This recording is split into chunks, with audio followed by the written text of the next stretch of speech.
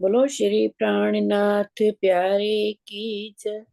बोलो श्री सतगुरु महाराज की जय।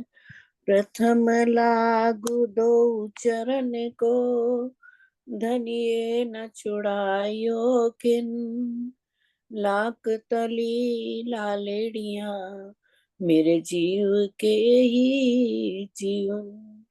इन पाँव तले पड़ी रहूं, धनी नजर खोलो बातों। पल न वालू निरखु नेत्रे, मेरे जीव के ही जीवन। मेरे जीव के ही जीवन। बोलो श्री प्राणनाथ प्यारे की जय। बोलो श्री सतगुरु महाराज की जय। प्रणाम जी सुंदर साथ जी। हमारे बीच में अमिता बेन है, अपना भाव रखेंगे। बड़े प्रेम से हम सब सुनते हैं। आइए आइए अमिता दीदी। जी हैं। वही वाला सुना देते दीदी, दो बिघा वना जिस दिन आप हाँ बोल रहे जी थे। हाँ जी। बोलो श्री प्राणनाथ प्यारे की जय। सदगुरु महाराज की जय। पन्ना धाम की जय।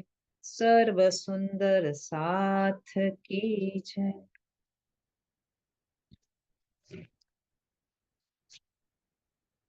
तो भी घावना लगिया रे, कलेजे घावना लगिया रे।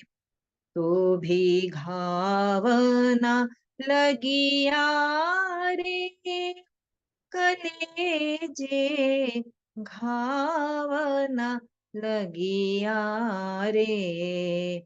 ना लगिया रे, कलेजे घाव ना लगिया रे, कलेजे घाव। जो एते देखे धनी गुण, ना लगिया रे, कलेजे घाव। जो एते देखे धनी गुण, कोट ब्रह्मांड जाकी फल थे पैदा। कोट ब्रह्मांड जाकी फल थे पैदा। सो चाहे हमारा दर्शन,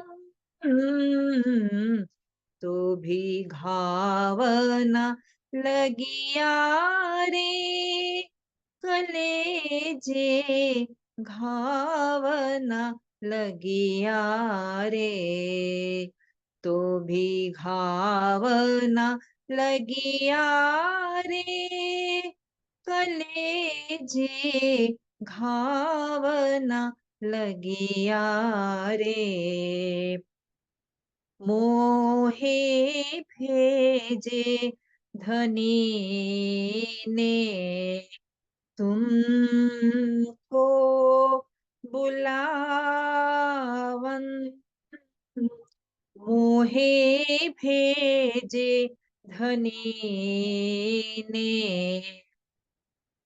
तुमको बुलावन।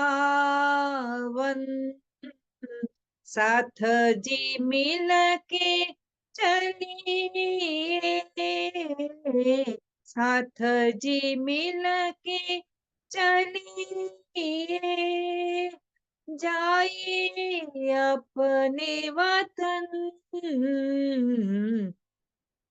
तो भी घावना लगिया रे, कलेजे घावना लगिया रे। साहिब तो पूरा मिलिया, साहिब तो पूरा मिलिया। तब थी मैं लड़कपन साहिब तो पूरा मिलिया तब थी मैं लड़कपन पहचान करावने अपनी पहचान करावने अपनी बहुतक कहे वचन तो भी घावना लगिया रे कलेजे घावना लगिया रे तो भी घावना लगिया रे कलेजे घावना लगिया रे मोहे चलते वक्त बुलाय के मोहे चलते वक्त बुलाय के जाहिर करी रोशन मोहे चलते वक्त बुलाय के जाहिर करी रोशन धाम दरवाजे श्रीन्द्रावती धाम दरवाजे श्रीन्द्रावती ठाड़ी करे रुदन तो भी घावना लगिया रे कलेजे घावना लगिया रे तो भी घावना लगिया रे कलेजे घावना लगिया रे ना लगिया रे कलेजे घाव जो इते देखे धनी गुण कोट ब्रह्मांड जाके फल थे पैदा कोट ब्रह्मांड जाके फल थे पैदा सो चाहे हमारा दर्शन तो भी घावना लगिया रे कलेजे घावना लगिया रे। प्रणाम जी प्रणाम जी प्रणाम जी प्रणाम जी अमिता दीदी, आपके चरणों में कोटि कोटि प्रेम प्रणाम। प्रणाम जी। बहुत प्यारा भाव, मेरे को इनका भाव ये बहुत अच्छा लगता है। तभी इनको पहले कहा था जब ये आया था, तो लेकिन उस समय कोई प्रॉब्लम थी, नहीं गा पाई। आज इनके दिल में भाव आया। लेकिन ये भाव सुन के मेरे दिल में एक बात और आई कि इतनी किरण दीदी के अंदर बैठ के राज्य में राज करवा रहे हैं, मीनू जी के अंदर बैठ के राज्य में राज इतनी मेहनत करवा रहे हैं, तो भी हमारे दिल को घाव नहीं लग रहा।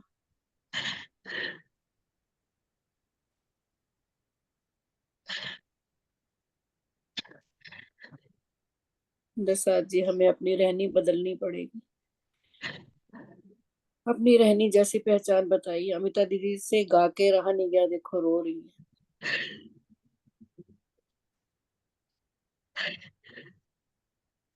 ये शब्द बोले भी नहीं जाते हैं, दिल के भाव होते हैं, बोले नहीं जाते।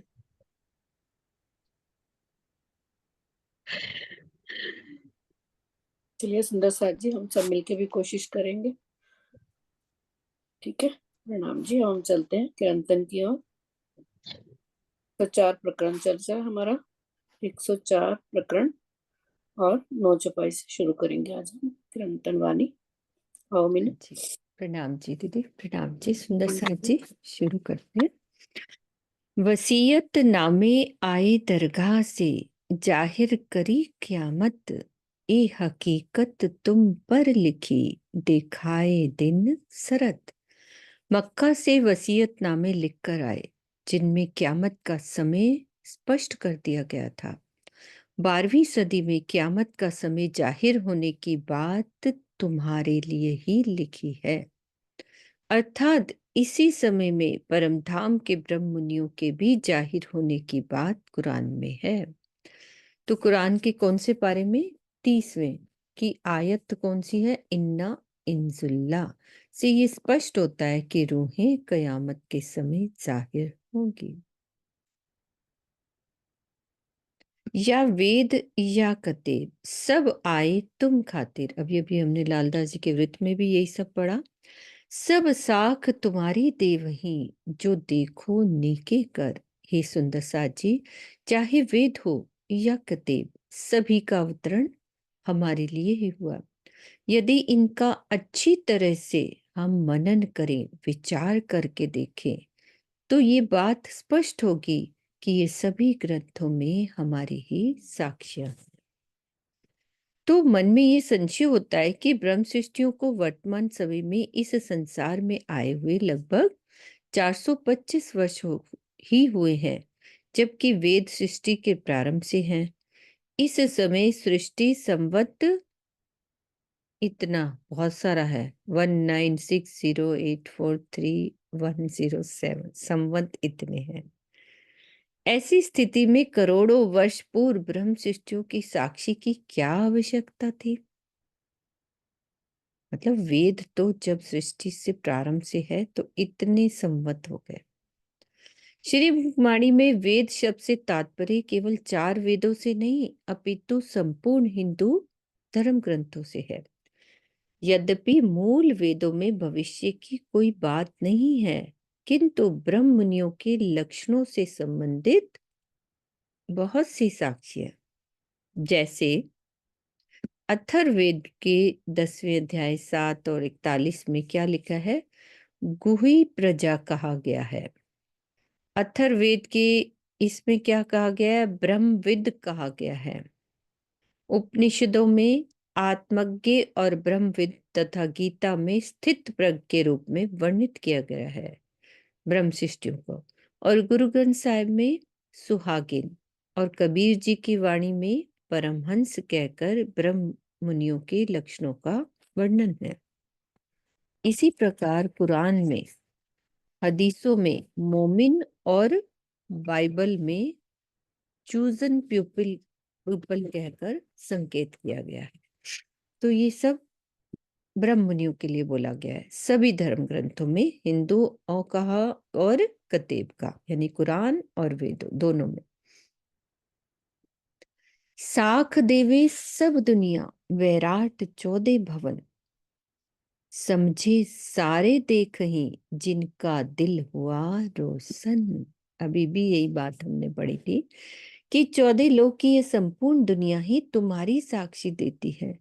संसार के वे सभी प्राणी जिनका दिल तारतम ज्ञान से प्रकाशित हो गया है, इस बात को पूरी तरह से समझते हैं और प्रत्यक्ष रूप में देखते भी हैं कि ब्रह्म मुनियों का इस ब्रह्मांड में आगमन हो गया है।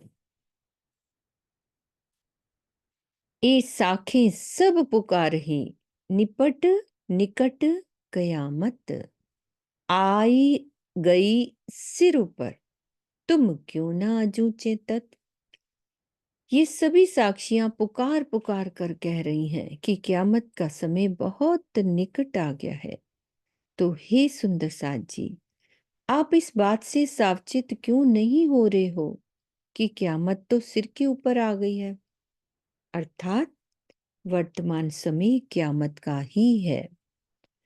तो इस चुपई में जो क्यामत के समय का नजदीक आने का तात्पर्य क्या है कि ब्रह्मवाणी का चारों ओर प्रसार तथा ब्रह्मांड के सभी प्राणियों को अखंड हो जाने की कृपा का सौभाग्य प्राप्त हो जाना। तो ये क्यामत का मीनिंग होता है। फिर क्या कह रहे हैं राज जी? हाँ जी नीरू दीदी। मतलब यही कह रहे हैं ना, क्यामत का मतलब ये जो इस छुपाई में बताया है, यही बता रहे हैं ना कि क्यामत का मतलब कि ब्रह्म वाणी आने की वजह से जो अंदर का अज्ञान है मनुष्य के अंदर, इंसान के अंदर जो अज्ञान जो था, तो वो खत्म हो जाएगा और सच्चा ज्ञान प्राप्त हो जाएगा। तो यही क्यामत है ना, ये हम्म, क्यामत का समय आ गया है कि अज्ञान दूर होने का समय आ गया है। बिल्कुल तारतम वाणी का अवतरण हो गया है। और दूसरी बात यही ना कि सभी जो यहाँ के चर अचर प्राणी हैं वो उस उनको ज्ञान की सौभाग्य वजह मिल गया है कि वो सब अखंड हो जाएंगे, क्योंकि वो ज्ञान आ गया, तो इसलिए सबको सौभाग्य प्राप्त हो गया। कि अखंड हो जाएंगे बिल्कुल। फिर क्या कह रहे हैं कि साथ जी साफ हुए बिना अखंड में क्यों पहुंचत, चेत सको सो चेतियो, पुकार कहे श्री मोहम्मद।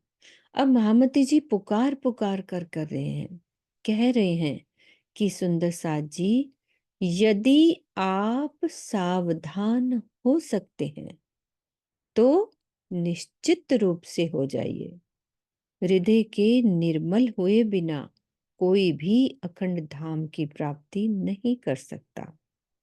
तो अखंड में पहुंचने का क्या तात्पर्य है, अखंड में क्यों पहुंचत, उसका क्या तात्पर्य है कि सुरता द्वारा परम धाम का दर्शन या ध्यान द्वारा जीव का बेहद के आनंद में रसमग्न हो जाना। अब क्या कह रहे हैं, हृदय के निर्मल न होने पर आत्मा जागृत नहीं हो पाएगी। यद्यपि मूल संबंध के कारण खेल खत्म होने पर वो परम धाम तो जाएगी। हमारा यदि जागृत हम नहीं होते हैं पर लेकिन मूल संबंध है, परम धाम तो जाएगी। किंतु इस खेल में ना तो उसे परम धाम का और ना ही युगल स्वरूप का दीदार होगा। ये अवसर हम खो देंगे। हृदय के निर्मल न होने पर आत्मा जागृत नहीं हो पाएगी। प्रकरण 104, चौपाई 1533। हाँ जी अनिल भैया।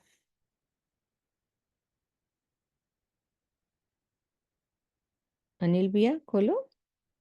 प्रणाम जी दीदी, प्रणाम जी सुंदर साथ जी। अभी जो कयामत की बात आई थी कि हमारे और कुरान के सब में लिखी है, तो कुरान में तो ये भी लिखा है कि 14वीं सदी जब ये खत्म हो जाएगी तो पूर्ण ब्रह्मांड खत्म हो जाएगा। लेकिन वो 14 में भी खत्म हो गई और 15 में भी शुरू हो गई है। तो वो तो यही कह रहे हैं कि कब क्या हो जाए पता ही नहीं। और हमारे स्वामी जी और जो भी चर्चा करने वाले हैं वो यही कहते हैं कि अब समय निकट आ गया है, आप जल्दी से ब्रह्मवाणी को जागृत करिए, अपने आप को जागृत करें। तो वो ही जो कयामत की बात बोली गई थी, इसलिए मैंने एंट्री। हाँ जी प्रणाम हाँ जी। जी। ना, भैया ठीक कहा आपने। अब चलते हैं, अपना प्रकरण हो रहा है 105 शुरू। राग श्री श्री 5 पद्मावतीपुरी धाम पन्ना में सुंदर साथ ने श्री जी को अक्षरातीत का ही साक्षात स्वरूप मानकर रिझाया था। किंतु इस मायावी जगत में भूलों का होना स्वाभाविक है। इस प्रकरण में उन्हीं तथ्यों पर प्रकाश डाला गया है।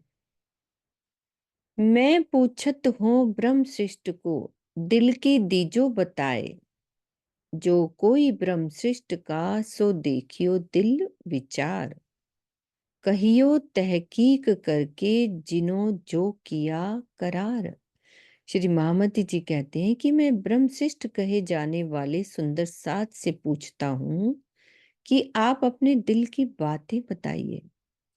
जो यथार्थ में ब्रह्मशिष्ट होने का दावा रखता हो वो अपने दिल में विचार करके देखे और निष्पक्षता पूर्वक यह निर्णय करके बताए कि परमधाम में उन्होंने धनी से जो वायदा किया था इस समय उसे कितना निभा रहे हैं।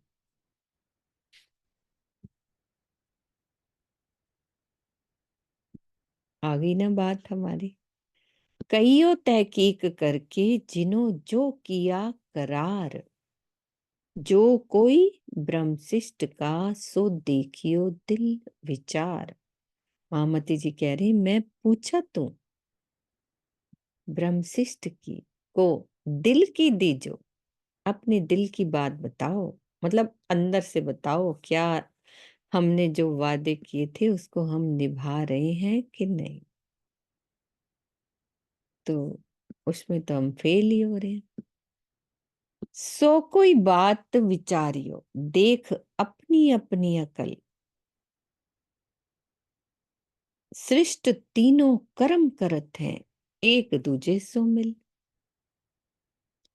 हे सुंदर साथ जी, आप सभी अपनी अपनी बुद्धि के अनुसार इस बात पर विचार कीजिए कि ब्रह्म सृष्टि की कसौटी पर हम कितने खरे सिद्ध हो रहे हैं।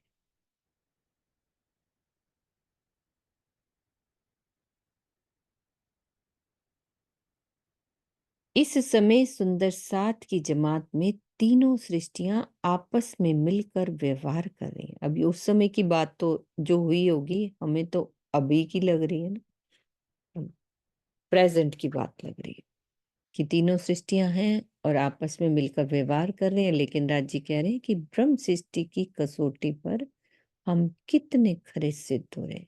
जो भी सुहागनियों के लक्षण है वो हमारे अंदर कितने हैं। सो तीनों अब जुदे होए सी, है हाल तुम्हारा क्यों कर, दिन एते जानिया त्यों किया, अब आए पहुंची आखिर। अब तीनों सृष्टियां अपने आचरण से अलग अलग दिख जाएंगी। ब्रह्म सृष्टि के लाने वाले सुंदर साथ को ये सोचना होगा, हम सब सुंदर साथ को ये सोचना होगा कि माया में उनका हाल इस तरह से क्यों हो गया है। आज दिन तक जो तुमने जैसा चाहा वैसा कर लिया, लेकिन अब तो वक्त आखिरत का समय है। यद्यपि सुंदर साथ की जमात में प्रत्येक व्यक्ति ब्रह्मसृष्टि होने का ही भाव रखता है, लेकिन आचरण से अंकुर स्पष्ट हो जाता है। क़यामत के समय की नजाकत को समझते हुए परमधाम की ब्रह्म सृष्टि हमेशा ही स्वयं को ब्रह्मवाणी के आदेशानुसार ढालने का प्रयास करती है।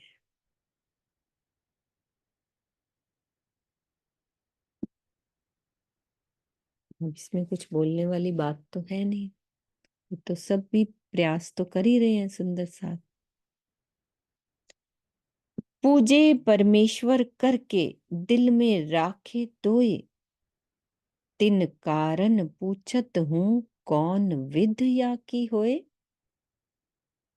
ऐसे कुछ सुंदर साथ हैं जो ऊपर से तो मुझे परब्रह्म का स्वरूप मानते हैं, किंतु अंदर से अपने दिल में दुविधा रखते हैं। इसीलिए ब्रह्मशिष्ट कहलाने वाले इन सुंदर साथ से मैं ये पूछता हूँ, महामती जी कह रहे हैं कि मैं ये पूछ रहा हूं कि इनका हाल क्या होगा।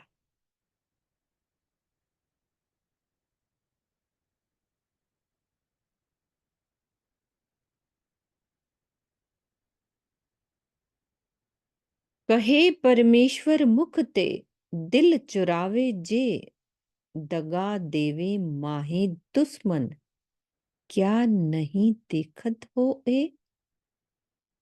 मुख से तो मुझे ये पूर्ण ब्रह्म स्वरूप मानते हैं, किंतु अपने दिल की बातें छिपाते रहते हैं। सुंदर साथ के समूह में रहकर भी ये शत्रुओं की तरह आपस में एक दूसरे को धोखा देते हैं। भीतर घात करते हैं।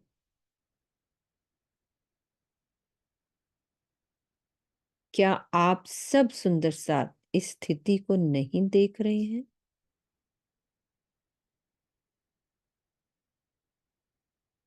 बिल्कुल ऐसे लग रहा है कि अभी सब ये कुछ चल रहा है, राज जी बैठ गए हैं बीच में और सब कुछ बोल रहे हैं।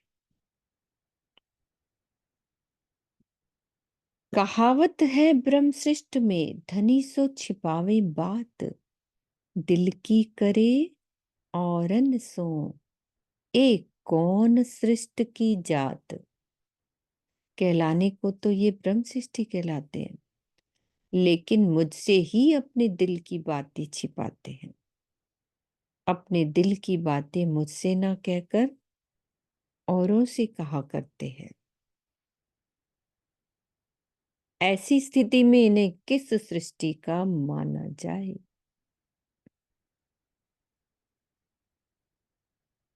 ए जो दोए दिल राखत हैं, ए तो दुनिया की रीत, माही मैले बाहिर उजले, ए जीव सृष्ट की प्रीत। महामती जी कह रहे हैं, दो तरह के दिल रखना तो दुनिया के लोगों की प्रवृत्ति है। जो लोग अंदर से तो छल कपट और ईर्ष्या की भावना रखते हैं, किंतु ऊपर से श्रद्धा, समर्पण और प्रेम दर्शाते हैं, इन्हें जीव सृष्ट का समझ लेना चाहिए। दिल तो एक ही होता है, लेकिन उसकी भावनाएं दो तरह की होती हैं, बाहर से कुछ और अंतर से कुछ और। तो इसे ही दो दिल कहते हैं। एक बात ब्रह्म सृष्ट की, दोए दिल में नाहे, सोई करे धनी सो जाहिर, जैसी हुए दिल माहे। ब्रह्म सृष्टि की एक सबसे बड़ी विशेषता ये होती है कि उसके दिल में दो तरह की बातें ही नहीं होती हैं। जैसा उसके दिल में होता है, बिना किसी दिखावे के अक्षरशः मुझसे बता देती है। महामती जी कह रहे हैं। तो ब्रह्म सृष्टि का जो दिल होता है, हृदय होता है, पूर्णतः निश्चल और निष्कपट होता है। उसके हाव भाव, उसकी बातचीत में किसी प्रकार का बनावटीपन नहीं दिखता। इस चौपाई में श्री जी को ही धनी कहकर संबोधित किया गया। यही स्थिति चौपाई 6, 10 और 11 में भी है। मिनो मिने गुज करे, निस दिन एही चितवन, बुरा चाहे तिनका, जिन दिखाया मूल वतन। आपस में एक दूसरे के संबंध में गोपनीय बातें करते रहते हैं। इनका सारा ध्यान इसी में लगा रहता है। जिस स्वरूप ने, यानी कि मैंने, महामती जी कह रहे हैं, इन्हें निज घर की पहचान कराई है, उनका भी ये बुरा चाहते हैं। कोई व्यक्ति अपनी संपूर्ण शक्ति लगाकर भी प्रत्यक्ष रूप से श्री जी का बुरा नहीं कर सकता था। इस चौपाई में श्री जी का बुरा चाहने का तात्पर्य है कि ऐसा कार्य करते जिससे जागनी कार्य में बाधा पड़े। तो अभी भी तो ऐसा कुछ होता है ना कि जागनी के कार्य चल रहे हैं तो कितनी बाधाएं आती हैं। हम देख ही रहे हैं समाज में कि कोई किसी की जागनी देखकर खुश नहीं होता और कई तरह की अड़चनें डाली जाती है। तो यही है, पीठ चुरावे धनी सो, करे मिनो मिने खोल, ए देखो अंदर की जाहिर, दिखावे अपना मोल। ये मुझसे तो पीठ चुराते हैं, अर्थात मुझसे अपने दिल की बात यथार्थ रूप में नहीं करते, कुछ ना कुछ अवश्य ही छिपाते रहते हैं, किंतु आपस में अपने दिल की सारी बातें खोल कर कह देते हैं।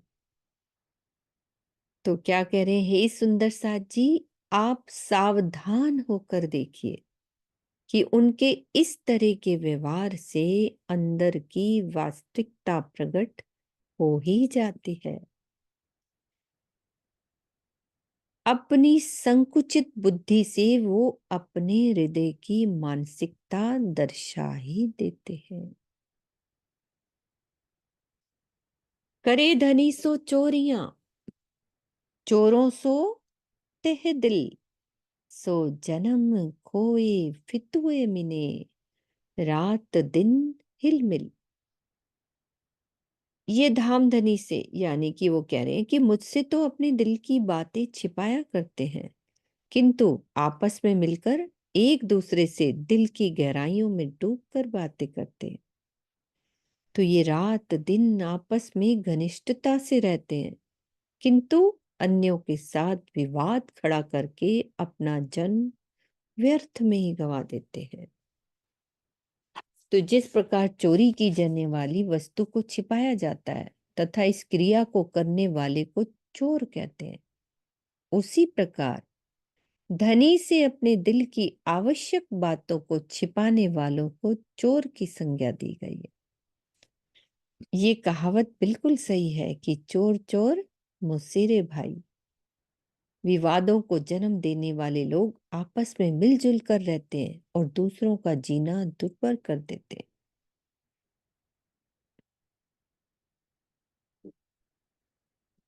आपस में मिल जाते हैं, जिन्होंने जागने की राह में रोड़े अटकाने हो तो वो सब आपस में तो बातें करते हैं और दूसरों की राह में अटकाव करते हैं।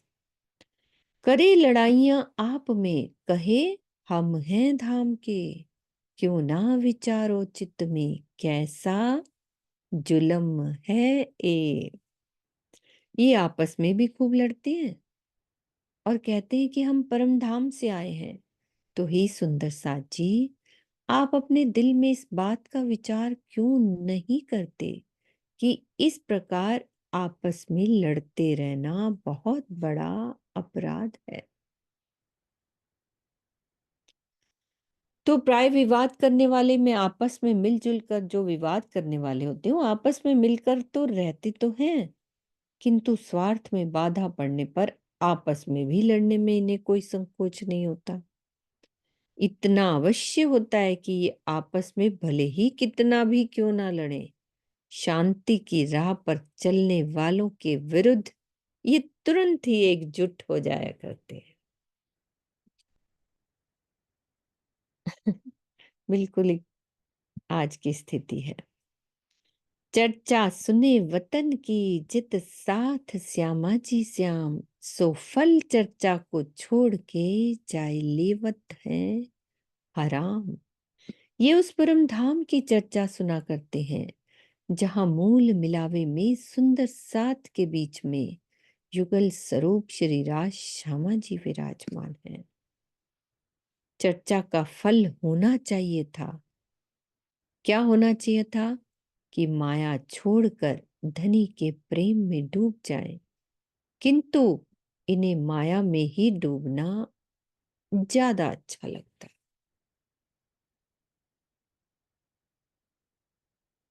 बाहिर दिखावे बंदगी, माहे करे कुकर्म काम।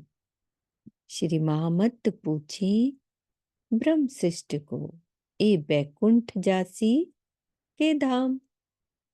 ये ऊपर से तो बंदगी करने का नाटक करते हैं, किंतु छिप छिप कर बुरे कर्म किया करते हैं। श्री महामती जी ब्रह्म शिष्टियों से पूछते हैं कि ये बैकुंठ जाएंगे या परम धाम जाएंगे। तो इस चौपाई के तीसरे चरण में कहा गया है, श्री मोहम्मद पूछे ब्रह्म श्रेष्ठ को, तथा इस प्रकरण की प्रथम चौपाई में भी इस प्रकार के शब्द हैं, किंतु दोनों के भावों में अंतर है। पहली चौपाई में ब्रह्मशिष्ट का संबोधन उन सुंदर सात का है जो दावा तो करते हैं किंतु यथार्थ में नहीं है। जो पहली वाली चौपाई आई थी वो, और जो ये आखिरी वाली चौपाई है ना, उनके लिए संबोधन है जो यथार्थ में ब्रह्म सृष्टि है, मतलब यो एक्चुअल में ब्रह्म सृष्टि है। क्योंकि चौथे चरण में ए शब्द का प्रयोग है जो सिद्ध करता है कि किसी अन्य के लिए कहा गया है। यह ना, ए बैकुंठ जासी के धाम।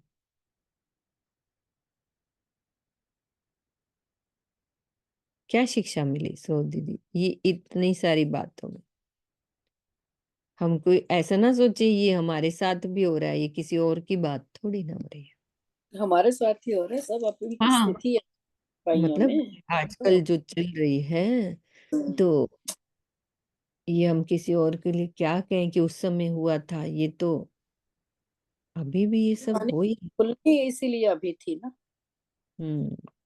पहले नहीं खुली, पहले नहीं इतना भावी नहीं आया था इन चौपाइयों को पढ़ के।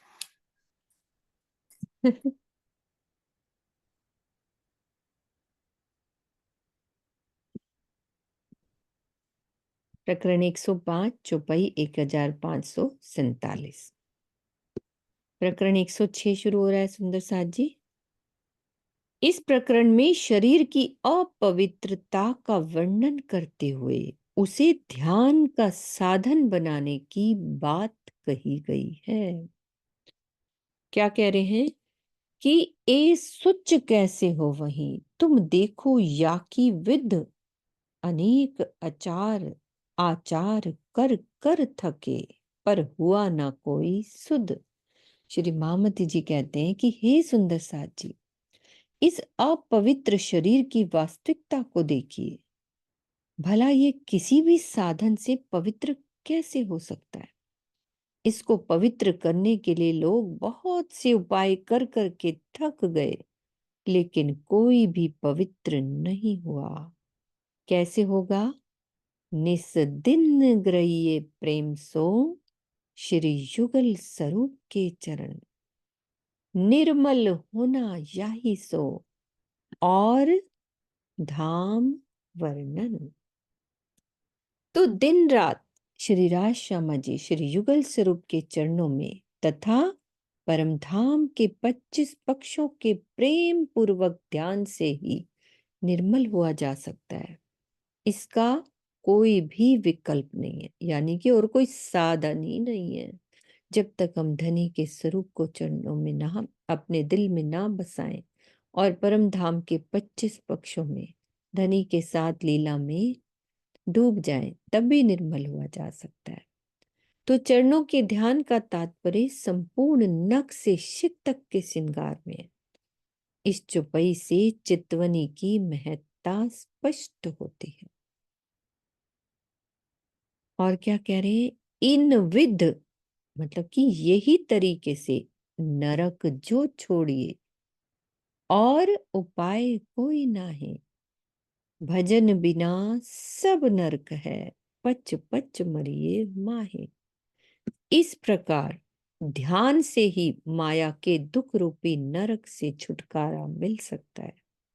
इसके अतिरिक्त अन्य कोई उपाय ही नहीं है। हमारा भोजन क्या है? चितवनी। चितवनी ही वास्तविक भोजन है, सॉरी भजन है, जिसके बिना ये सारा संसार नरक के समान कष्टकारी है। इसी नरक रूपी संसार में बार बार जन्म लेकर मरना पड़ता है। तो इस चौपाई में स्पष्ट रूप से कहा गया है कि चितवनी के अतिरिक्त निर्मल होने तथा प्रीतम के दीदार का अन्य कोई मार्ग ही नहीं है। चितवनी ही वास्तविक भजन है, प्रेम लक्षणा भक्ति है। हमारा भजन ही चितवनी है।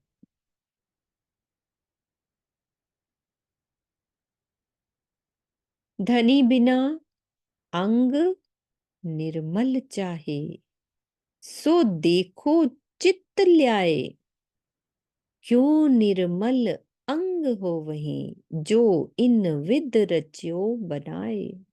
तो हे सुंदर साथ जी, यदि हम अपने दिल में इस बात का विचार करके देखें तो ये स्पष्ट हो जाएगा कि धाम धनी को अपने दिल में बसाए बिना कभी भी किसी का दिल निर्मल नहीं हो सकता।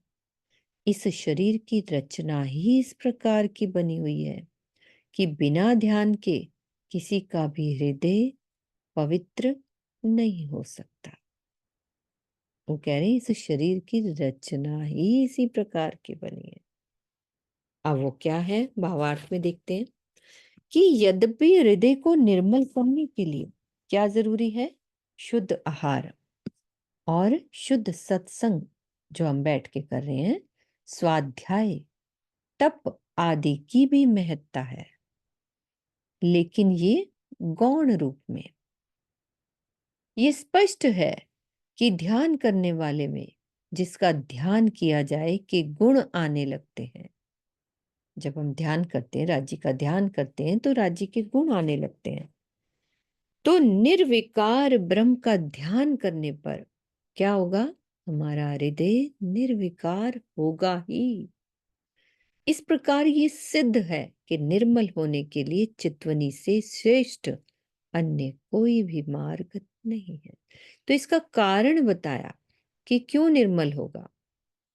जिसका ध्यान किया जाता है ना, उसके गुण आने लग जाते हैं। जैसे हम बैठे हैं, राज्य का ध्यान कर रहे हैं, राज्य को दिल में बसा रहे हैं, तो राज्य जैसे हैं वैसे ही हमारे अंदर गुण हो जाएंगे। उतना ही प्रेम होगा, उतनी कोमलता, उतनी माधुर्यता, वो ऑटोमेटिकली अंदर घुस जाएगी। तो हमारा दिल निर्मल हो जाएगा।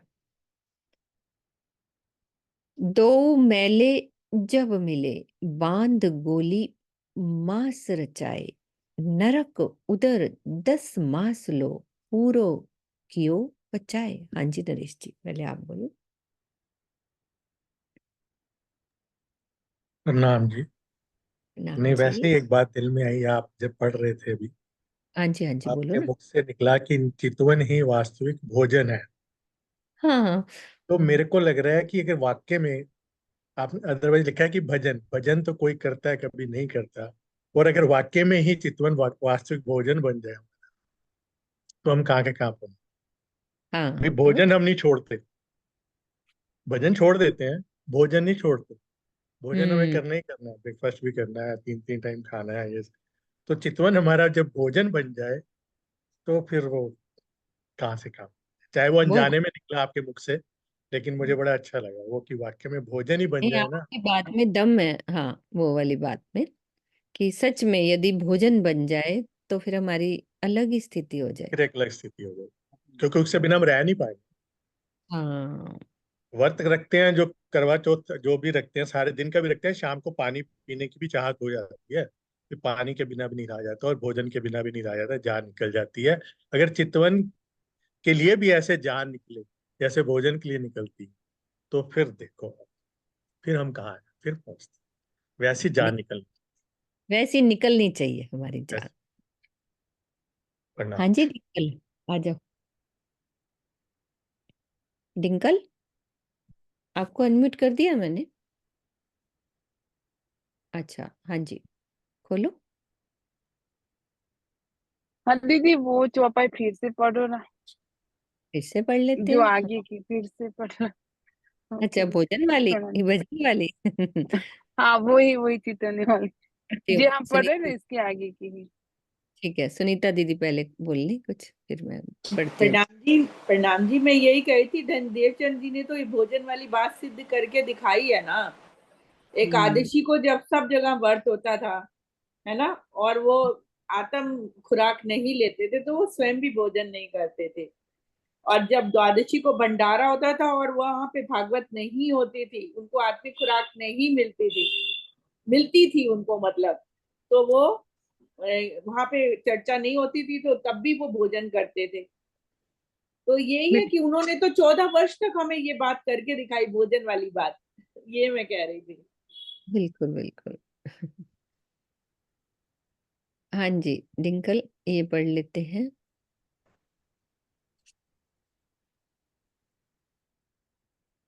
इन विध नरक जो छोड़िए, और उपाय कोई ना है, भजन बिना सब नरक है, पच पच मरिए माए। यही कह रहे हो ना डिंकल। इस प्रकार ध्यान से ही माया के दुख रूपी नरक से छुटकारा मिल सकता है, इसके अतिरिक्त अन्य कोई भी उपाय नहीं है। चितवनी ही वास्तविक भोजन है, भजन है, जिसके बिना ये सारा संसार नरक के समान कष्टकारी है। इसी नरक रूपी संसार में बार बार जन्म लेकर मरना पड़ता है। दो मैले जब मिले, बांध गोली मास रचाए, नरक उदर 10 मास लो, पूरो किए बचाए। शुक्र और रज के संयोग से गर्भ की स्थापना होती है और बाद में उससे मांस पिंड की रचना होती है। गर्भस्थ जीव को नरक के समान कष्टमय स्थिति में पेट के अंदर 10 महीने तक तड़पना पड़ता है। हम तो खुश होते हैं ना, वो जीव अंदर लटका होता है ना उल्टा, उसकी जो हालत होती है। जठरा अगिन तले करी, ऊपर ऊंधे मुख लटकाए, बोल ना सके, ठौर सकड़ी, काड्यो मुर्दे जो छुटकाए। माता के गर्भ में जीव का शरीर इस प्रकार स्थित होता है कि उसके पैर ऊपर की और मुख नीचे की ओर लटक रहा होता है। नीचे की जठराग्नि की अग्नि से वो जलता रहता है। गर्भाशय में जगह इतनी तंग होती है कि वो बोल भी नहीं पाता। माता के गर्भाशय से उसे वैसे ही निकलना पड़ता है जैसे किसी मुर्दे को निकाला जाता है। बाद में तो रोता है वो। तो जब जन्म होता है तो उस समय नवजात शिशु का शरीर मल मूत्र और रक्त से सना होता है। बिना स्नान कराए उसके शरीर को देखने से यही कहा जाता है कि इतने समय गर्भ में इतने समय तक वह नरक के कष्ट में ही वास करता रहा। आसान थोड़ी ना, आप मल मूत्र में चारों तरफ लिपटा होता है जब वो अंदर रहता है। तो पूरी स्थिति वर्णन करिए कि हम लोग को कैसे राज्य ने उस चीज से निकाला है कि दोबारा जन्म मरण के चक्कर में पड़ना ही नहीं है। हाड मास लोहू रग्गा, ऊपर चाम मडाए, नव द्वार रचे नरक के, निस दिन बहे बलाए। शरीर की रचना ही ऐसी है कि हड्डियों के ऊपर मांस चढ़ा होता है, नसों में रक्त बह रहा होता है, मांस और नसों के ऊपर चादर की तरह चमड़े यानी त्वचा को चढ़ाया गया होता है। तो शरीर में 9 द्वार होते हैं। कौन कौन से? मुख एक हो गया, 2 नासिका, 2 कान, 2 आंख, इंद्रियां और मल द्वार। नरक के उन 9 द्वारों के समान है जिनसे दिन रात गंदगी निकलती रहती।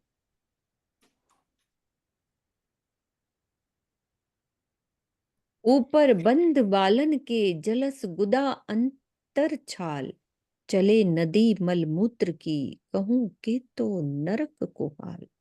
शरीर के ऊपरी भाग में बालों का बंधन होता है। इंद्रियां गुदा तथा त्वचा के अंदर से मल मूत्र एवं रक्त की नदी बहा करती है। ऐसे कष्टकारी नरक का मैं कहां तक वर्णन करूं। चौपाइयाँ पढ़ रहे, एक मेरी बात दिल में आ रही थी। ये चौपाइयाँ जब सरकार श्री ने एक बार वाणी मंथन का वो प्रकरण दिए थे कि इसका वो होगा कंपटीशन, तब ये चौपाइयाँ हमारे पास आई थी। तब हमने ये चौपाइयों के रट्टे मारे थे कि पता नहीं कौन सी चौपाई आ जाए, अर्थ बोलना था। रट्टे मारे, तो नहीं आया दिमाग में, बिल्कुल भी ये बातें दिमाग में नहीं आई। रट्टे मार लिए थे कि वो पता नहीं कौन सी चौपाई नंबर आ जाए हमारे ऊपर। आज खुल रही है ये।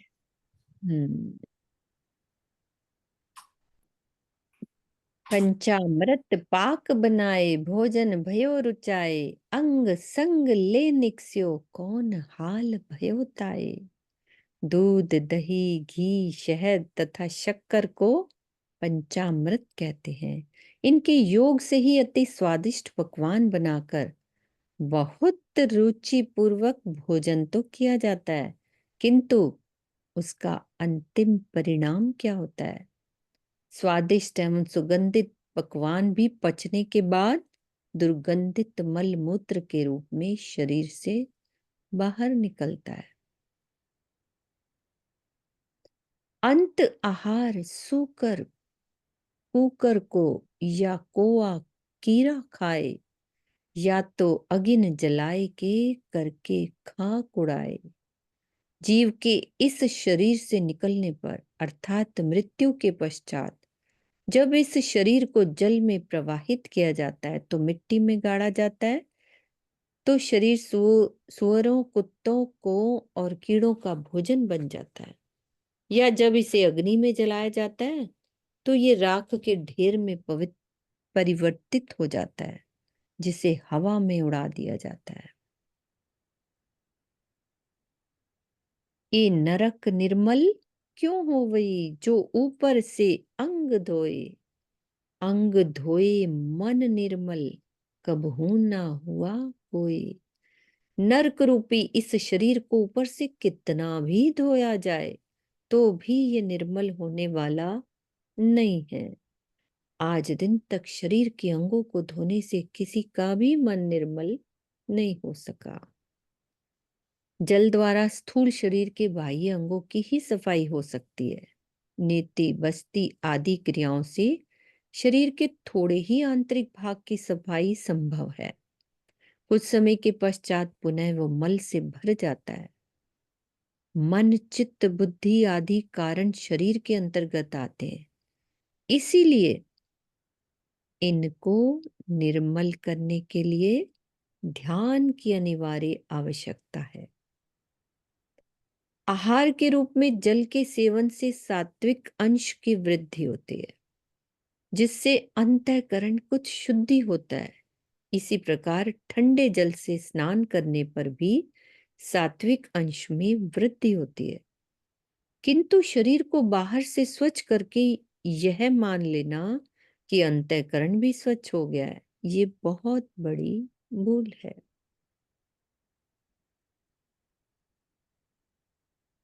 धिक धिक नीची चातुरी, विचार न अंतस्करण।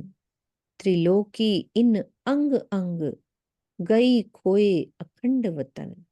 उस नीच चातुरी को धिक्कार है, जिसके कारण लोग अपने अंतःकरण में इस बात पर विचार नहीं करते कि बाह्य शरीर को स्वच्छ करने की अपेक्षा हृदय की स्वच्छता अधिक आवश्यक है। संपूर्ण ब्रह्मांड, तीनों लोकों यानी पृथ्वी, स्वर्ग और बैकुंठ के प्राणी इसी विचारधारा, कौन सी, शारीरिक स्वच्छता को सर्वोपरि मान लेने को ही जीवन में विशेष रूप से अपनाते रहे हैं, जिससे वो अखंड धाम के आनंद से वंचित रह गए हैं। तो ये मौका हमें मिला है। ए सुच क्यों ए न हो वही, जो सो बेर अनहाए। ए तो पिंड नरके भर्यो, देखो अंतर नजर फिराए। इस शरीर को यदि 100 बार भी स्नान कराया जाए तो भी ये किसी भी प्रकार से पवित्र होने वाला नहीं है। तो हे साथ जी, यदि आंतरिक दृष्टि से विचार करके देखें तो ये संपूर्ण शरीर नरक तुल्य गंदगी से भरा हुआ है। अंतर्दृष्टि नहीं मिलने के कारण ही तो लोग शरीर की बाह्य सजावट पर सारा ध्यान केंद्रित किए हुए हैं। उन्हें पता ही नहीं है कि जिन सौंदर्य प्रसाधनों, कौन कौन से, क्रीम, लिपस्टिक, पाउडर, सुगंधित द्रव्य, कीमती साबुन का प्रयोग करते हैं, उनमें मूक जानवरों की आहें छिपी होती हैं। उनसे बनती हैं चीजें।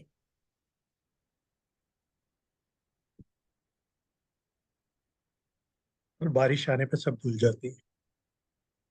क्या कह रहे हो? मैंने कहा जरा सी बारिश आए, पसीना है और सब। तो बिल्कुल। वैसे भी देखो, मतलब जानवरों की चर्बियां काट काट के जो बनाया गया। खैर हम्म। कुछ कहना इसमें ठीक नहीं मेरे लिए। हाँ, नहीं नहीं, वो तो अंडरस्टूड है ना। ये सब तो यदि हम उपयोग कर रहे हैं तो ये तो हमें बहुत सोच समझ कर करना चाहिए। हम्म।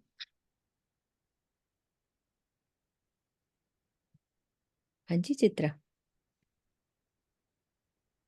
राम जी, बड़ी देर से एक चौपाई घूम रही है। वो राज्य कहते ना, पता नहीं किस ग्रंथ की है, मुझे पता नहीं है, कि पाक न होइए इन पानी से, चाहिए अर्श का जल, नहाइए हक के जमाल में तो होइए निर्मल। तो हक के जमाल में नहाने का मतलब ही चितवनी में डूबने से है ना, कि राज्य के हृदय में जितने भी सागर हैं, आठों सागर, उनका जमाल जो वर्णन है पूरा का पूरा, उसमें जाना ही चितवन के द्वारा ही उसमें होगा, तो उसमें निर्मलता आएगी। तो आज इस चौपाई का भाव मतलब मुझे और गहराई से समझ आया।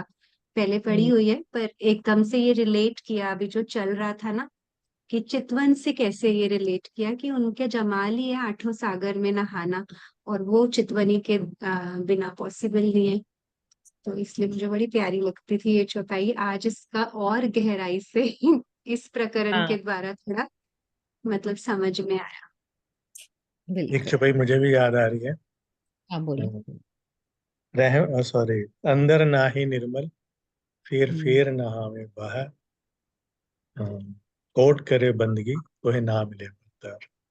कितने भी बंदगी कर लो, अगर अंदर से निर्मल नहीं है, और उस इससे एक दो ऊपर छुपाई में उन्होंने कह दिया कि बैकुंठ तक भी वो इस चक्कर में प्राप्त लगे रहे कि अच्छे से बाहर की शारीरिक पवित्रता भी, तो गंगा गंगा स्नान और ये सब चीजों में ये लगे रहते हैं। हाँ इसी में लगे हुए हैं सब। भी शारीरिक पवित्रता होगी तो इसलिए वो अखंड से भी वंचित रह गए इस परम धाम की बात, सुख से।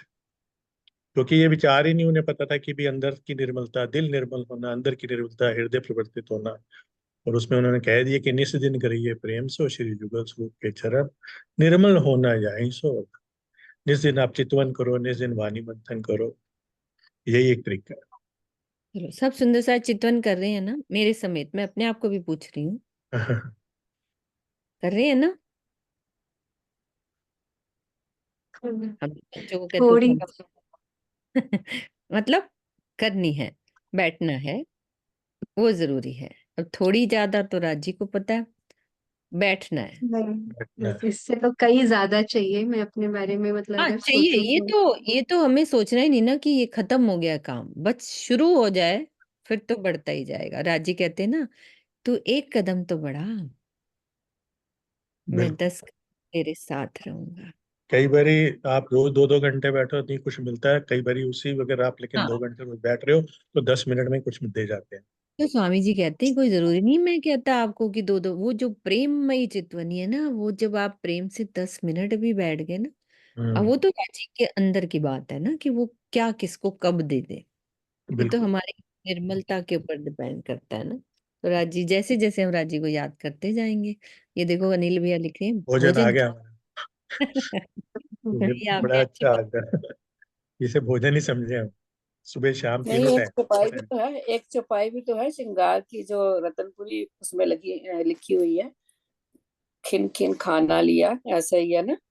वो ऐसी भी रसोई है की, एक, खाना रसोई। दीदार पीना दोस्ती हक की, वो सारी चीजें, कि खाना हाँ, भी दाल की धनी को चौपाई है, लिखी। पानी पीना भी दोस्ती हक की है, हमारा पानी पीना भी होना चाहिए, यही दोस्ती हक की है।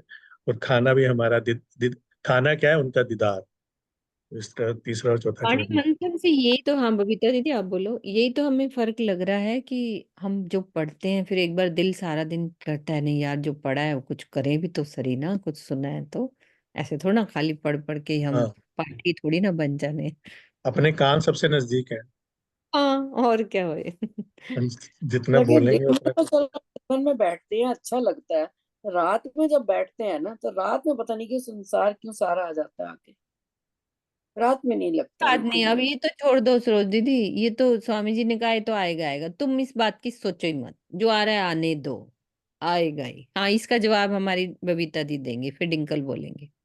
प्रणाम जी सभी के चरणों में। नहीं, मैंने तो अपने जीवन में यही देखा है कि जब शुरू शुरू में थोड़ा थोड़ा भी जैसे स्वामी जी के आदेश मान के जब उनकी चर्चा में वो कहते हैं या वाणी हमें जो आदेश समझ के इसको, कि वाणी आदेश दे रही है इस चीज के लिए, हमें राज्य आदेश दे रहे हैं एक तरीके से कि मेरी ब्रह्मसृष्टियों आप बैठो थोड़ी देर, क्योंकि यही एक रास्ता है अपने मन को निर्मल करने का। अभी अभी उन्होंने बताया भी है कि यही एक रास्ता है अपने हृदय को निर्मल करने का। और जब हृदय निर्मल होगा तभी मैं उस हृदय में आके बैठूंगा। ये उन्होंने सीधा सा बता दिया बात। अब हमें क्या करना है कि जैसे कि एक स्वामी जी एक चर्चा में कह भी रहे थे, एक दिन स्वामी चर्चा कर रहे थे कि बहुत धूल से भरा हुआ एक घर है, कमरा है। जब उसे शुरू में झाड़ू से झाड़ते हैं तो इतनी धूल उड़ती है, इतनी धूल उड़ती है बहुत ज्यादा। जो सरोज दीदी बोल रही है अभी कि क्यों आते हैं ऐसे विचार, वो धूल ही उड़ती है। फिर हम पानी भी मारते हैं कई बार पानी मार के फिर कई बार फिर लगाएंगे, तो उसे कितनी बार ऐसा हो जाता है कि कई कई दिन लग जाते हैं उसी एक कमरे को ही सफाई एकदम सुंदर से उसे साफ सुथरा बनाने में। तो वही है कि हमारे हृदय को भी ऐसा ही है कि वो निर्मल बनाने का जो राज्य ने हमें रास्ता दिया है। तो मुझे तो ऐसा लगता है कि बस हम बैठते रहे राज्य के साथ, चाहे जितनी देर भी कोशिश करें। जैसे स्वामी जी कहते हैं कि रोज थोड़ा थोड़ा 2-2 मिनट बढ़ाओ, 2-2 मिनट बढ़ाओ, क्योंकि निर्मल। और अभी देखो वाणी ने जो हमें बता रहे हैं अभी, हमारे शरीर का तो हाल से बेहाल सब बता दिया हमारे कि कितना क्या हाल है इस शरीर का। लेकिन इस शरीर की एक सुंदर बात यही है कि साधन के रूप में भी यही शरीर है, कि ये शरीर है जो गंदगी से पूरा भरा हुआ है, लेकिन साधन के रूप में भी यही शरीर है। शुरुआत इसी शरीर से होती है, तो ऐसे भी नहीं समझना कि हम इस शरीर का कुछ है नहीं, है नहीं, यहीं से शुरुआत होती है। और बस हम बैठते रहे, मुझे तो यही पता है, बस बैठते रहे। मुझे लगता है कि राज्य फिर राज्य पे छोड़ ही देना चाहिए भाई, अभी तक तो हमने बैठने से छोड़ रखा फर्क है। तो पड़ा ही है ना। ऐसा थोड़ी ना कि बैठने से हमें निर्मलता में फर्क ना, हम सोचे हम पहले कैसे थे, एक बार सोच के देखें, पिछली दुनिया में हाँ जाके देखें हम सही कितने गंदे से। मैं तो बहुत सोचती हूँ इस बात के कि पहले क्या थे हाँ और अब राजी ने कितना प्यारा सा वो राजी कर रहे हैं ना, राजी बना रहे हैं हमको उस लायक, तो राजी बनाते बिल्कुल सही कह रहे हैं, सही। है जो ना ये सरोज। एक मुझे एक, हाँ सॉरी, चलो बोल बोल नहीं, करो। चलो बोलो, कोई बात नहीं। हाँ, एक एक मुझे ये लगता है कि जैसे हम पढ़ते हैं ना ये बात को, कि हम जैसे अभी राजी बोल रहे हैं ना, पीछे अभी वाणी में ही बोल रहे थे कि हम सुंदर साथ ऐसे करते, मुझे मेरे से सब छुपा रहे होते हैं, मुझे ही धोखा दे रहे होते हैं, मेरी सारी बात मामती जी जो कही जा रही है। तो मुझे लगता है कि आज के उसमें तो इतना फिट बैठती है ये चीज, इतनी फिट बैठती है कि हद से ज्यादा। और जब हम वाणी से ये पढ़ रहे हैं कहीं ना कहीं हमें ये ज्ञान भी हो रहा है कि ये चीजें किस तरीके से हमें बाधा के रूप में हमारे सामने आ रही हैं। सचमुच अगर राज्य से प्रेम है तो मुझे लगता है कि हमें जरूर, देखो चितवनी में बैठेंगे हृदय निर्मल होता जाएगा, हमें बहुत ही ज्यादा सपोर्ट करेंगे राज्य इस चीज से निकलने के लिए जिस चीजों में हम फंसे हुए हैं।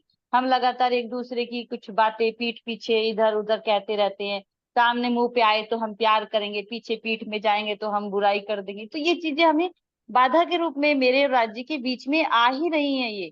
क्योंकि ये देखो अभी राज्य ने स्वयं ही बता दिया हमें, मामती जी ने, कि ये तो बिल्कुल बाधा है, इसको हटाओ अपने बीच में से। तो ये हटाने का राज्य हमें हेल्प करेंगे अगर हम सचमुच भी इसको चाहेंगे कि राज्य, हम सचमुच चाहते हैं हमारे हृदय में ये बातें ना आए, हम सचमुच चाहते हैं कि मेरे तेरे बीच में जो ये बाधा के रूप में जो ये चीजें खड़ी हुई हैं, मैं सचमुच चाहती हूँ कि ये चीजें मेरे और आपके बीच में ना आए। और हमें खुद भी अगर प्रयास करते हैं तो मुझे लगता है कि जब हम चितवनी में बैठते हैं तो राज्य में और ज्यादा भर के सपोर्ट करते हैं कि ये सारा दिन भी, ये जो मेरी अंगना है ये सारा दिन भी इस भाव में रहती है कि मैं कैसे इन चीजों से छूटूं। और जब ये चितवनी में बैठती है तो ये भी कोशिश करती है कि मैं मेरे प्रेम में वो लगी रहे उस समय कम से कम। तो मुझे लगता है कि राजी बहुत बहुत मदद करते हैं उस समय। तो हमें इस चीज को जरूर सोचना चाहिए कि इस चक्कर में मत पड़ो, ये बहुत छोटी सी चीज रह जाती है राज्य के सामने। ये चीज तो कुछ मायने ही नहीं रखती है कि यहाँ से बड़ाई मिल गई, वहां से किसी ने कुछ हमारी अच्छी बुरी बातें कह दी, सच्ची कह रही है, फिर तो ऐसा लगेगा छोड़ो, कोई ये फालतू की बात लगेगी, कोई बिग हाँ, डील ये आएगी, बात है। बिल्कुल बिल्कुल भी नहीं सच्ची। हमें कोशिश करके छोड़ना ही चाहिए, छोड़ना ही पड़ेगा सरो- मतलब। सरोज हाँ दीदी, जी, आपका बात का 1 मिनट में मैं जवाब, अगर पर सबको अपना अपना पता होता है डिंकल वैसे। बोलिए, नरेश जी, एक मिनट, डिंकल ने हैंड रेस किया हाँ हुआ था, हाँ एक बार हाँ। बोले फिर आप बोल लेना, कोई बात नहीं। वो गाड़ी मैं चला रही है तो ना। सरद दीदी से इतना ही कहूंगी कि जो हम पढ़ते हैं ना मॉर्निंग में, वो ही चिंतन करो, सारा दिन उसका ही मनन करो। कोई भी विचार नहीं आएगा, जब भी आप ध्यान में बैठोगे तो कुछ गलत विचार नहीं आएगा। जो आपने पढ़ा है वो चिंतन करेगा, उसका ही मनन होगा आपका चेतवनी में। जो हमने प्रवीण जी ने कल सीखा है ना, हमको कैसा रहना है रहनी में, कैसे हमको पूंजी इकट्ठा करके लेके जाना है यहाँ से, यही पे चिंतन करो तो कुछ भी नहीं होगा आपके साथ। मुझे सही तो कह रहे इतना ही कहना है दीदी। नहीं, कोशिश तो यही रहती है, कोशिश से साधन वाणी भी यही चलती है, लेकिन फिर भी पता नहीं क्या बात है, जो दिन में बैठने का मतलब मॉर्निंग में बैठने का जो आनंद है ना, वो हाँ, रात को नहीं। वही सरोज दीदी मैं बताने जा रहा था आपको। सबके साथ ही ऐसा होता होगा कि सुबह का आपका थोड़ा कंफर्टेबल लगता है, रात में ये होता है, सबको अपना अपना मालूम होता है। जो मान लो आप रात को बैठ रहे हो, तो जो पिछले सुबह से लेके 16 घंटे में, पिछले 7 घंटे छोड़ दो, या 18 घंटे में जो आपकी दिनचर्या में बात चली, जो सब चला, वो बहुत डिपेंड करता है कि आपका उस घंटे में बैठने पे, उस घंटे में वो 16 घंटों की बातें मन आपको लेके जाएगा ही जाए। तो इसलिए कहा जाता है कि 24 घंटे में से अगर 1 घंटे आप चित्तों में बैठते हो, तो 23 घंटे में आप क्या कर रहे हो, आप क्या सोच रहे हो, आपसे क्या बातें हो रही है, माया कैसे, आप माया के साथ लगे हुए हो, वो डिपेंड करता है। ये नहीं है कि हम 23 घंटे तो माया में लगे रहे, या माया की बात सोच रहे हैं, या माया के ही सब कुछ कर रहे हैं, तो उस 1 घंटे में आप एकदम ही बैठोगे और आज ही आप मूल मिलावे में राज्य के दशा, ऐसा नहीं। उस पर डिपेंड करता है। इसलिए आपको रात को दिक्कत है कि जो बाकी दिन भर आपके अंदर जो भी चलता होगा, वो आपको डिस्टर्ब करता होगा। बाकी आप बेहतर जाओ।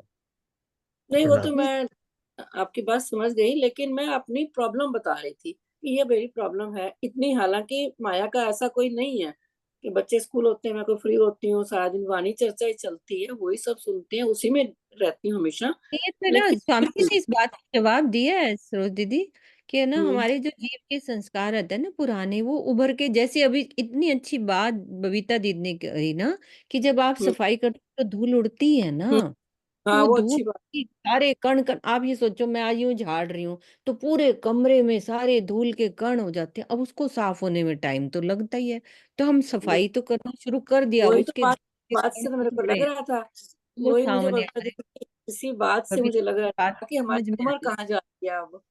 हाँ, ये टाइम लगता है, और ये फायदा ही करना है हमारा तो किया हुआ। राज्य महाराज कहते हैं कि खाली ना जो गया। आपने कहा ना, सुबह ठीक लगता है, तो यही शो करता है कि सुबह आपका, इसलिए क्योंकि वो मन सारी रात शांत। आप शांति से सोए, वो मन उतना नहीं कहीं घूमा। लेकिन बाकी उसके बाद सुबह से लेके शाम तक, रात तक, चितवन में बैठने से पहले जहां मन घूमा, वो भी बातें आपको जरूर कहीं ना कहीं, फिर उसको शांत होने में 5-10 मिनट, कोई बात नहीं, लगने दो। एक बारी उसको, हाँ भाई निकल भाग, तू बाहर जा, तू बाहर जा, ठीक है, अरे फिर एक आगे वो बढ़। बात दोहराओ, कोई सुंदर सा डिंकल, जब स्वामी जी बोलते हैं ना स्टार्ट में, हाँ मेरी स्वर्णा दीदी है, वो बड़ा अच्छे दोहराती है कि मैं निर्विकार हो जाऊं। बेकार वो हो जाओ, वो तो बबीता प्रेममयी दीदी, रहूं, सहनशीलता बनूं, मतलब धैर्य हम बनूं। राजी से बोले ना कि राजी में ऐसे हो जाऊं, है ना, मतलब हम्म, ये बोलते हैं ना, बड़ी प्यारी बातें ये इसीलिए ही है, क्योंकि हमारे अंदर विकार आते रहते आते। डिंकल बोलेगी, डिंकल रिपीट करो ये वाली बात को। तो स्वामी जी ने ये जो 4 लाइनें रात को सोते हाँ, वक्त, वो ही बोलना है ना कि मैं आत्मा हूँ, मैं जीव नहीं हूँ, मैं हम्म, सत्य वही बात, वही बात नहीं, असत्य असत्य भव है, लाइक सत्य, हाँ। अधर्म मैंने भी अभी रिपीट हाँ नहीं वो किया है। बोलते हैं, मुझे भी लाइनें पूरी वही वो लाइक बहुत अच्छे से हाँ याद है, मैं गैलेक्सी 7 के नाम से भी है, खोलो, हमें कैमरा खोलिए सत्य ही तो बोलना है, धर्म में ही रहना प्रणाम जी है, दीदी, किसी का प्रणाम जी दीदी, राम जी। प्रणाम जी। दीदी स्वामी जी बोलते हैं जब चितवन कराते हैं ना, तो लास्ट में बोलते हैं कि मम प्राणेश मम हृदयम आगच्छ, अहम हम्म, ज्ञानवान भक्तिमान निर्विकारश्च भवामि, अहम सत्यवादी मृदुभाषी च भवामि। ये हम्म, प्राणेश्वर आप मेरे हृदय में आइए, मैं निर्विकार हूँ, मैं भक्तिमान हूँ, मैं ज्ञानवान बनूं, और मैं मृदुभाषी बनूं, मैं सत्यवादी बनूं। ये 3 वाक्य वो दोहराते हैं जरूर हाँ, मतलब कि वो जब भी भाव चितवन ये कि कराते हैं। राज्य हमें ऐसा बना देंगे यदि हम राज्य को हाँ जी, कहेंगे। हाँ जी, ये अर्जी है, अर्जी है, ये राज्य के हाँ, चरणों में और दूसरी अर्जी बात ये है कराते मीनू हैं। दीदी, मीनू दीदी दूसरी बात ये है कि देखो, ये स्वामी जी कहते हैं ऐसे करो, आप जो भी आप भाव रखते हैं राज्य की, राज्य के लिए जिस तरह का भी आप भाव चाहते हैं, राज्य से जैसा भी आप चाहते हैं, राज्य मेरे आप हृदय में आ जाओ, मुझे इस स्वर्ण मृग रूपी संसार से हटाकर मेरा ध्यान अपने चरणों में लगा लो, है ना। मुझे निर्विकार कर दो, मुझे निर्विकार कर दो, मेरे अंदर से सभी विकारों को खत्म कर दो। जो भी आपका खुद का भाव है, स्वामी जी ने तो इतना सुंदर सा भाव दे ही दिया। आप जो भी सिंपल शब्दों में, जो भी जैसे हम आपस में बात करते हैं, आप राज जी से सिंपल कहिए, राज जी मैं कभी झूठ ना बोलूं, मैं कभी किसी का दिल ना दुखाऊं, मैं कभी किसी को परेशान ना, मैं हमेशा ईमानदार रहूं, मैं आपसे हमेशा प्रेम करता रहूं, मैं बस आपकी प्रेम में हमेशा लीन रहूं। आप सिंपल सादे भाषा में भी आप राज जी से जो बात करना चाहें, बिल्कुल जैसे बिल्कुल भाव यही था कि वो उन शब्द, हाँ भाव यही था मेरा कि वो उन्होंने उस भाव से बोल, लेकिन हमें ऐसा बोलना है, यही तो शब्द है कि बिल्कुल हम निर्विकार जो भी जैसे नॉर्मल बोलते हैं, सिंपल बोलो आप कि मैं आपसे प्रेम दीदी करूं, राज सुनते जी आपके सिवा मुझे कुछ नहीं चाहिए, बस मुझे तो ये पता है मुझे आप चाहिए, और मुझे उसके लिए आप जो भी मेरे से करवाना आपको मेरे से करवा दीजिए, बस आप हाल मुझे कुछ नहीं दीदी करना, कहते हैं ना, बस हक नजीक शहरत से, तो वो जब हाँ हमारे इतने नजदीक हैं तो सुनते जी तो जी हैं ही, तो हमें सुनाना जरूरी है उनको, जरूरी हाँ है। नहीं नहीं, अपने क्यों, मन ये की तो हम बातें तो सुनाना जरूरी। बिल्कुल। रुपये हाँ दोहरा हाँ, लें। एक राम जी, मिनट भी कुछ बोल हाँ रही है। प्रणाम जी, प्रणाम जी। भाई दोहरा दो। वो बोलते हैं एक ना मिनट, दीदी, पूनम कुछ बोल रही है, सरोज दीदी स्वरूप मैं आत्मा दोहराती हूँ, मैं आनंद स्वरूप आत्मा हूँ, मैं निर्विकार आत्मा हूँ। ऐसे मतलब बोलते बोलते, जैसे हम लोग तारतम भी बोलते हैं। तो एक बार स्वामी जी से बात हुई थी ना, तो भी वो बता रहे थे ऐसे। तो जैसे हम तो ऐसे ही बोलते हैं, जो सुंदर सा बैठते हैं चितवन में, मैं प्रेम स्वरूप आत्मा हूँ, मैं निर्विकार आत्मा हूँ, मैं आनंद स्वरूप आत्मा हूँ, मैं शांत स्वरूप आत्मा हूँ। ऐसे बोलते बोलते ना, पहले तारतम बोल लेते हैं, फिर ये बोलते बोलते हम, चाहे फिर उसमें नींद आए, चाहे अपना दिल राज्य से जुड़े, उसके बाद फिर बात कर लेते हैं राज्य से, जो भी हमारे दिल में होती है, चाहे वो आज की स्थिति के हिसाब से प्रेम वाली बात हो, चाहे कैसी भी बात हो। तो ऐसे बताया था स्वामी जी ने कि अब ऐसे देखो बोलो ना, तो जब जैसे हम अपने पूनम जी, जब हम अपने ये शरीर वाले पति, जब इनसे हम बात करते हैं, अपने हृदय की कोई बात कहना चाहते हैं, तो हमें कोई लिख के थोड़ी देता है कि देखो आज आके अकेले में बैठोगे तो आज ये बात करना। अरे जो भी बात कर, जो भी अपने हृदय में बात आए, सच्ची कह रही मैं, और अपने मन में जिस तरह का भी एक सिंपल शब्दों में जो भी आपके मन में आए, जो आप उन्हें कहना चाहते हो, वो आप कह सकते हो, बस सीधी सी बात ये। आपको हाँ। बहुत ज्यादा इसमें उसकी जरूरत है नहीं, मुझे और ऐसा पता है, सारी बातें एक तरफ धरी रह जाती हैं। बस मेरे को तो ऐसे लगता है, मुझे नहीं पता राजी, बस आप चाहिए, सब प्रपंच को हटा दो, बस सुन लो आप कान खोल के, हमें कुछ पता ही बस नहीं है बस। पता ही नहीं। हमें आप ही चाहिए, आपके ही चरण चाहिए। एक बार आप बता रहे थे ना, स्वामी जी ने, हाँ, किसी ने, व्यक्ति ने बताया था चर्चा में, कि चरण ही ना छूटे आपके, बस आप चलो इस ना बात का छूटे आप। ध्यान रखो, हमसे कुछ नहीं हो रहा। चरण छूटेंगे तो माया हाथ में आ जाएगी, इसलिए हमें नहीं चाहिए वो, हमें आपके चरण चाहिए। मैं योग पर क्लास वो में भी ऐसा करने में बोलती हूँ हम कई बार। सामर्थ्य नहीं है, वो भी आप ही को करना पड़ेगा हमारा, आप ही करना सही सही। सकते हैं। हाँ जी, पूनम चौपाई दोहराओ। हाँ जी। ऐसुच क्यों ए ना हो गई, जो सो बेर अनहाय, बीच में, ऐ तो पिंड नरक के भरियो, देखो अंतर नजर फिराए, देखो अंतर नजर फिराए। लो श्री प्यारे की जय। श्री सतगुरु महाराज